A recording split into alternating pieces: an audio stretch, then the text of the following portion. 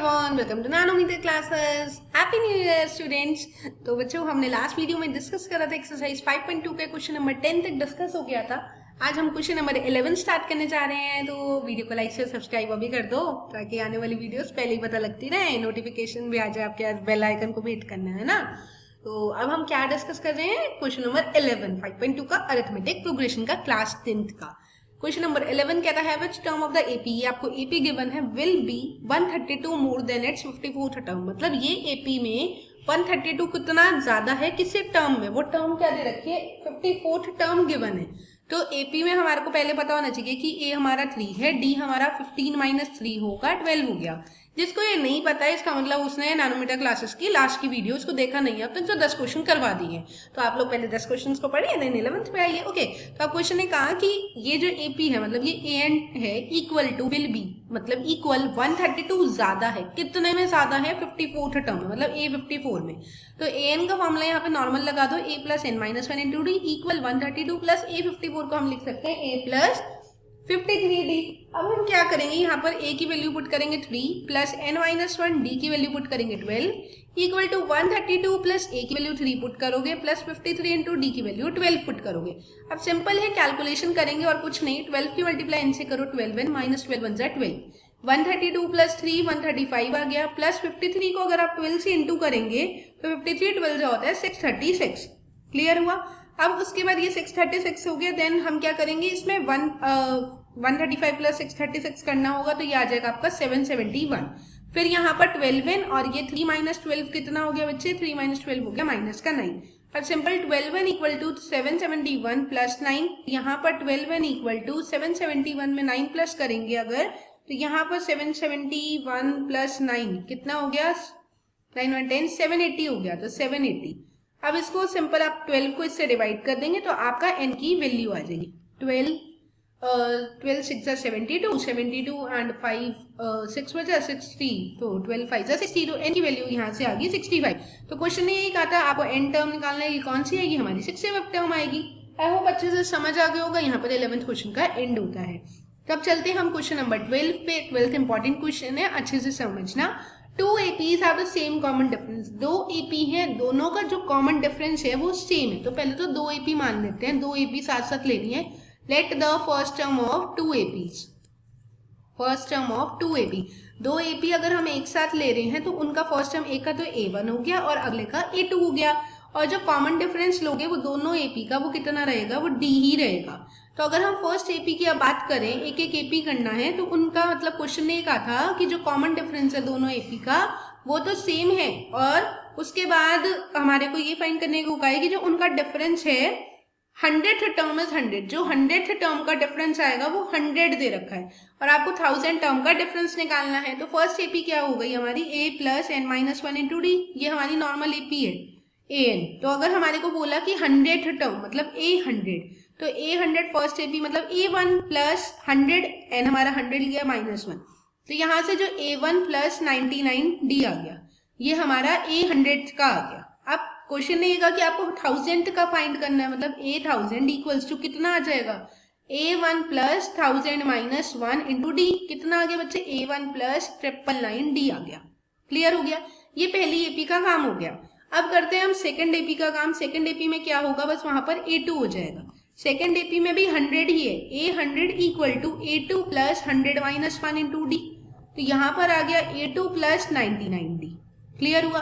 1000 का लोगे तो कितना आ जाएगा, a2 प्लस 999d। क्लियर है, a2 प्लस 999d। तो अब ये हमने ये चीज देखी कि इन दोनों का डिफरेंस जो 100 टर्म का है, अब क्वेश्चन ने कहा था गिवन डिफरेंस बिटवीन, जो डिफरेंस है किसका, 100th टर्म का, 100 टर्म का डिफरेंस दे रखा है आपको, 100 दे रखा है। अब टर्म क्या क्या ली थी आपने, क्या क्या निकाल ली है, a1 प्लस 99d, इनका जो डिफरेंस है माइनस सेकेंड टर्म का a2 प्लस 99d, कितना दे रखा है, 100 दे रखा है। अब सिंपल है, कैलकुलेशन करो, minus a2 minus 99d equal to 100, तो a2 99d से 99d कैंसिल हो गया, a1 माइनस a2 आ गया 100। ये तो फर्स्ट टर्म के अकॉर्डिंग आ गया। अब जो डिफरेंस था 1000 टर्म का, 1000 टर्म का जो डिफरेंस था वो कितना था हमारे को, वो कैलकुलेट करना है। वो कैलकुलेट करना है, मतलब A1 plus 999D minus A2 plus 999D कितना है, ये इसके इक्वल है A1 माइनस A2 के। अब A1 plus 999D minus A2 minus का 999D equal to A1 minus A2। ये 999 कैंसिल हो गया, तो A1 माइनस A2 किसकी इक्वल आ गया, ये 100 था, तो A1 माइनस A2 भी कितना आ गया 100। तो 1000 टर्म का जो डिफरेंस आया वो भी 100 आया, और 100 टर्म का डिफरेंस तो 100 ही था।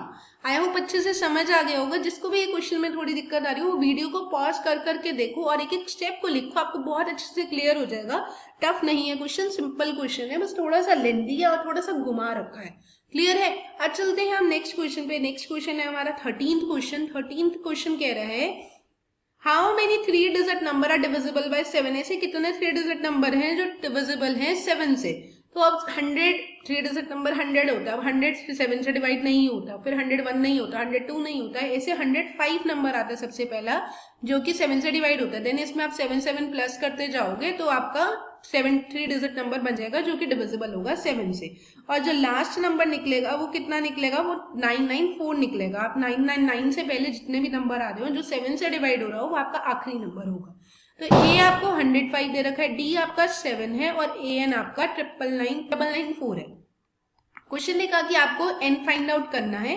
a plus n minus 1 into D, ये 994 गिवन है, a 105 हो गया प्लस एन माइनस 1 डी आपका 7 हो गया। तो 994 में आपने 105 को माइनस कर दिया इक्वल n माइनस 1 इंटू 7। अब 994 माइनस 105 कितना होता है, 889 होता है equal to n minus 1 into 7। 889 को आप 7 से डिवाइड कर देंगे तो n माइनस 1, अब यहाँ पे 7 से आप इसको डिवाइड करिए तो बच्चे कितना आ जाएगा, 127 आ जाएगा। 127 इक्वल टू n माइनस 1, तो 127 प्लस 1 इक्वल टू n। तो यहाँ से आपका n का आंसर आ गया 128। सिंपल सा क्वेश्चन था, टफ नहीं था, बस एक स्टेटमेंट के अकॉर्डिंग आपने एपी बनानी थी। क्लियर हो गया होगा मेरे हिसाब से।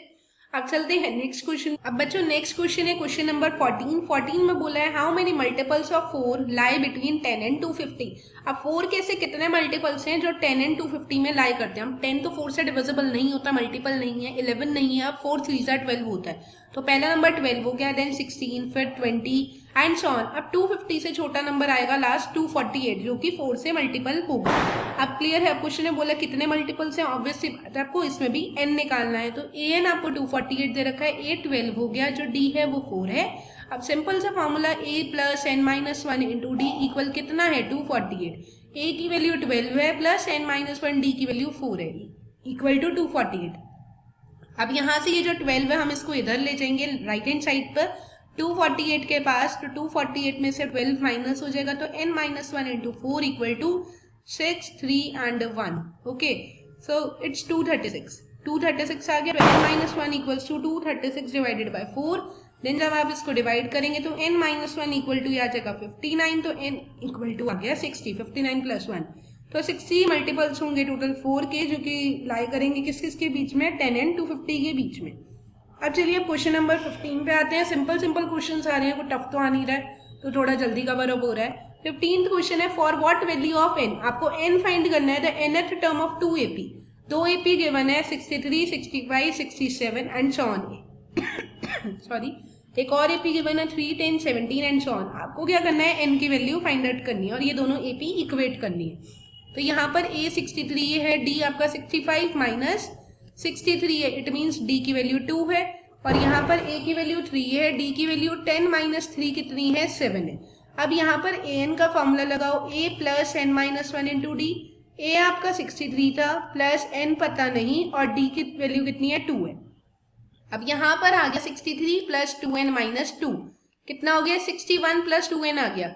सेम केस इधर AP का फॉर्मूला लगाना है, an equals to a plus n minus 1 into D. a आपका 3 है प्लस n माइनस 1, d आपको 7 दे रखा है, तो 3 प्लस 7n माइनस 7, तो यहाँ पर आ गया 7n माइनस 4। अब इन दोनों APs के जो an आए हैं इन दोनों को सिंपली इक्वेट करना है, देन n की वैल्यू फाइंड आउट करनी है। Very simple. अब क्या करना है, 61 में ये 4 प्लस हो जाएगा, देन 7n में ये 2n माइनस हो गया, कितना आ गया 65 इक्वल टू 5n। तो 65 बाय 5 करोगे तो इट्स 13, तो n की वैल्यू आपकी कितनी आ गई 13। ऑब्वियस समझ आ गया होगा, सिंपल क्वेश्चन। अब चलते हैं हम 16th क्वेश्चन पे, थोड़े से क्वेश्चन रह गए, एक्सरसाइज कंप्लीट करते हैं। Determine the AP, determine the AP का मीन्स क्या होता है बच्चे, एपी आपको बनानी है। हुज थर्ड टर्म है 16, जो थर्ड टर्म है मतलब A3 है वो 16 दे रखा है, एंड सेवेंथ टर्म एक्सीड करती है फिफ्थ टर्म से, मतलब फिफ्थ टर्म में कुछ ना कुछ इंक्रीज हो रहा है, कितने से इंक्रीज हो रहा है, 12 से इंक्रीज हो रहा है। अब आपको एपी बनानी है, तो एपी बनाने के लिए आपको ए भी पता होना चाहिए, डी भी पता होना चाहिए, तो वो दोनों हमारे पहला मोटिव है, ए और डी को फाइंड आउट करना। अब A3 का मतलब हो गया A+2D = 16, A7 का मतलब हो गया A+6D = A+4D प्लस का 12। यहाँ से A और A कैंसिल होता है, तो 6D - 4D = 12। ये कितना आ गया, 2D = 12, तो D की वैल्यू आ गई 12/2, D की वैल्यू आ गई मीन 6 यहाँ से D निकल गया। अब हम 6 को यहाँ पर पुट कर देंगे, देन हमारा A आ जाएगा। 2 6 12 = 16, A की वैल्यू आ गई 16 - 12, इट मीन्स A की वैल्यू आ गई 4। अब आपका A भी निकल गया, आपका D भी निकल गया। अब हमने क्या करना था, AP बनानी थी, तो AP कैसे निकलती है, जब A आ जाता है 4 आया A, इसमें क्या होगा, D प्लस होता जाएगा, 4 + 6 = 10, 10 में फिर D प्लस हो जाएगा 16, फिर D प्लस हो जाएगा 22 एंड सो ऑन। AP हमारी जनरेट हो गई। आई होप अच्छे से क्लियर हो गया होगा। 16th क्वेश्चन भी यहाँ कंप्लीट होता है। अब चलो बच्चों चलते हैं हम 17th क्वेश्चन पे। 17th क्वेश्चन ने बोला है find the 20th term from the last term of AP। आपको गिवन है AP 3, 8, 13 and so on, it's 253। उन्होंने ये बोला है from the last term, AP को उल्टा करना है, मतलब 253 A होगा हमारा, फिर यही 5 का गैप दे रखा है AP में, तो 5 का गैप कर दो 248, फिर 243 एंड सो ऑन, फिर कितना 13, 8 एंड 3। क्लियर है। देन उसके बाद अब क्या करना है हमारे को, अब सिंपल 20th टर्म निकालनी है, तो बस AP को रिवर्स करना था। A आपका 253 दे रखा है और D जो दे रखा है वो 5 गिवन है, 248 माइनस 253 इट्स -5। तो आपने क्या करना है, A 20th निकालना है, मतलब A + 19D। अब A की वैल्यू पता है 253 + 19 इंटू D की वैल्यू पता है -5, तो 253 माइनस का 95 इक्वल टू कितना आ जाएगा 158। 158 is the correct answer. Clear हुआ। अब यहाँ पर 17th क्वेश्चन भी कंप्लीट होता है। 18, 19 and 20 only 3 questions are left. The sum of 4th and 8th term of AP is 24। 4th term 8th term कितनी दे रखी है 24, और इधर गिवन है sum of 6th term and 10th term A10 = 44। First 3 terms निकालनी है, मतलब A निकालो देन D निकालो, फिर फर्स्ट 3 टर्म्स आ जाएंगी। तो A4 का मतलब हो गया A+3D, A8 का मतलब हो गया A+7D = 24। तो A और A 2A, 7 और 3 होता है 10 = 24। 2 कॉमन आ गया, A+5D = 24। सिंपल आप 2 को 24 से कट कर देंगे तो A+5D = आ गया 12। ये हमारी फर्स्ट इक्वेशन आती है। देन उसके बाद इधर सॉल्व करिए, A+5D + A+9D = 44। तो ये आ गया 2A + 14D = 44। आप यहाँ से 2 कॉमन लीजिए, A+7D = 44, ये कैंसिल हो जाएगा 2 से, तो A+7D = आ जाएगा 22। ये सेकंड इक्वेशन आ गई। अब सब बच्चों को ये सॉल्व करनी आती है इक्वेशन से, अभी पिछली वीडियो में भी बताई थी इक्वेशंस को कैसे सॉल्व करते हैं, और लीनियर इक्वेशंस में हमने पूरा ये पढ़ रखा है।